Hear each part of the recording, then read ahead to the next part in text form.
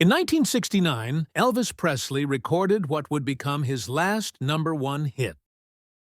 And the part that made it unforgettable?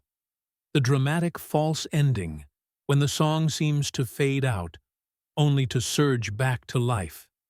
The producer who recorded it hated it, called it a scar, said it completely messed up what they'd created.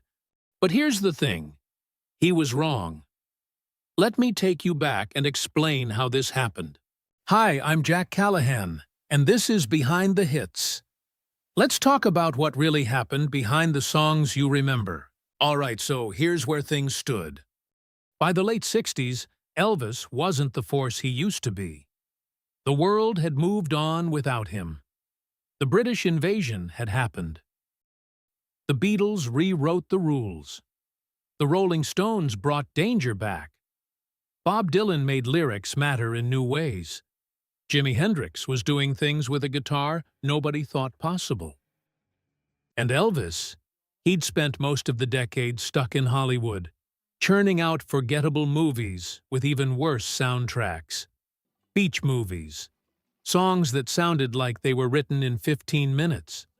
The guy who once made parents genuinely nervous, who moved his hips on TV and caused actual outrage, had been replaced by this safe, sanitized version of himself. The edge was gone. By 1968, people were quietly writing him off. The kind of writing off that happens when someone just stops being part of the conversation. When the culture moves on and leaves you behind. The king was fading. But then something shifted. December 1968. NBC aired what became known as the '68 Comeback Special.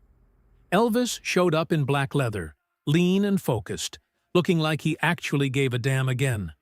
No scripts, no gimmicks, just Elvis, a guitar, and that raw intensity everyone thought he'd lost. People watched, and they remembered. The fire wasn't gone.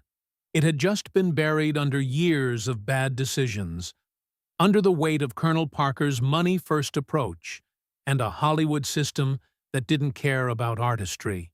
But a TV special wasn't enough. Elvis needed a real hit, something to prove the comeback wasn't just nostalgia. That's where Suspicious Minds enters the picture. Suspicious Minds. The song came from Mark James, a songwriter working out of Memphis.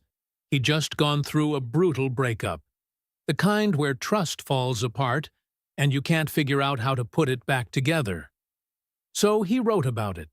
Not some generic breakup song, something heavier. Two people stuck in a loop, unable to move forward, unable to let go. Mistrust eating away at them from the inside. It wasn't pretty. It was uncomfortable. And it was real in a way most pop songs weren't. Elvis heard it and immediately knew this was different. This had weight. The kind of emotional complexity he'd been starving for. January 1969. Elvis walks into American Sound Studio in Memphis to record it. This was significant.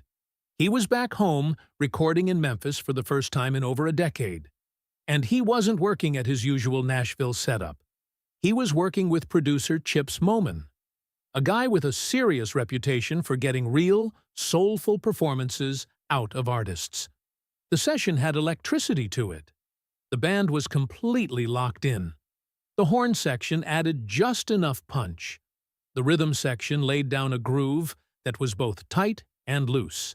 That Memphis magic. And Elvis? He wasn't phoning it in. He was present, focused, delivering one of the most emotionally controlled, vulnerable performances he'd done in years. You can hear it in his voice, the restraint, the emotion, the way he lets the feeling build without overselling it. They recorded the song. It was powerful, complete.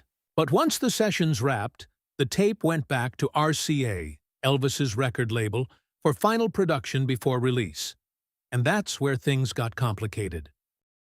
Felton Jarvis was Elvis's longtime producer at RCA. He'd worked with Elvis for years, usually recording up in Nashville. But for this session, Elvis had gone around him, went to Memphis instead, to work with Chips Moman. There was tension there, professional territory stuff.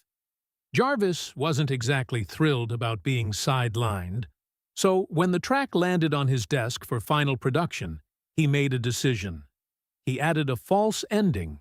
You know the moment. Near the end of Suspicious Minds, the music starts to fade out. It sounds like the song is finishing. And then, boom! It suddenly surges back to life. The music swells back up. Elvis comes back in strong. And the whole thing builds to this massive emotional climax before finally fading out for real. It was dramatic, theatrical, and it wasn't something you heard much on the radio in 1969, and Chips Moman, he absolutely hated it. He later called it a scar, said it messed it up. He believed the song was perfect exactly as they'd recorded it. The false ending felt gimmicky to him, unnecessary. To Moman, this was like finishing a painting and having someone else come in and add random brush strokes after you'd already signed it. But Jarvis had already done it. The decision was made. August 1969. Suspicious Minds gets released to radio. And something unexpected happened. Top 10 situation on American Bandstand. Let's have a look at the number 10 song. Radio absolutely embraced it. The tension in the arrangement, the vulnerability in Elvis's voice, the way the song built, all of it worked. And that ending? The one Moman thought was a complete mistake? It hooked people. Listeners didn't tune out during the fade. They leaned in. They waited for it. That moment when the song comes roaring back became the moment everyone anticipated. Suspicious Minds started climbing the charts, and in November 1969, it hit number 1. Elvis's first chart topper in 7 years, and his last one ever. He'd have other hits after this, other successful records, but he'd never reach number 1 again. This was it. The final time Elvis Presley would stand at the very top of the pop charts. Without that record, everything that came after might have looked completely different. The Las Vegas residency, the jumpsuits, the sold-out shows, all of it was built on the momentum of Suspicious Minds. It reminded the world that Elvis wasn't just some nostalgia act. He was still relevant, still powerful, still the king. And here's the crazy part. Decades later, in 1999, RCA released the original undubbed version. No false ending, exactly as Chips Moman recorded it. It's on the Memphis 1969 anthology. And fans absolutely revolted. They demanded the ending be put back. They wanted that scar restored. It had become part of what made Suspicious Minds iconic. The very thing Moman hated had become the thing people loved most. And you know what's funny about it? Suspicious Minds is a song about being trapped, about doubt, about two people who can't trust each other but can't let go. And behind the scenes? Two producers. Two completely different visions. Neither one trusting the other's instincts. But all that conflict created something that's lasted over 50 years.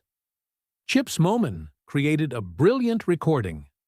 Felton Jarvis made it iconic.